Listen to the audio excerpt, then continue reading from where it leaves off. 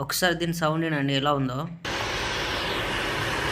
ఎన్ని లీటర్ వాటర్లలో ఎన్ని ప్యాకెట్లు వస్తాయి? సాల్ట్ వేసుకోవాలి, వాటరు, సాల్ట్.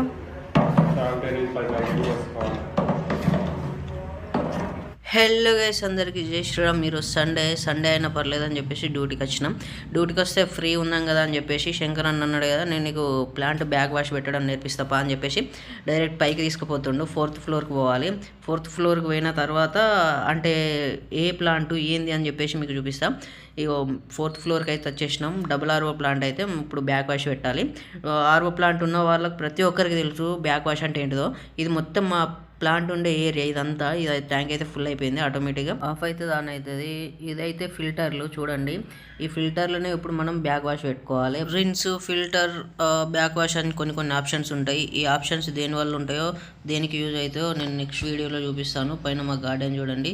ఈ గార్డెన్లో చిన్న మొక్క కనిపించింది, సేమ్ యాజ్ ఇట్ ఈజ్ సంత్రాల్లాగా అనిపించింది. స్మెల్ అయితే సేమ్ అట్లనే ఉంది, కానీ తింటేనైతే పరమ చెత్త టేస్ట్ ఉన్నది. నెక్స్ట్ వీడియోలో కలుద్దాం. అందరికి జై శ్రీరామ్. రైట్ మళ్ళా.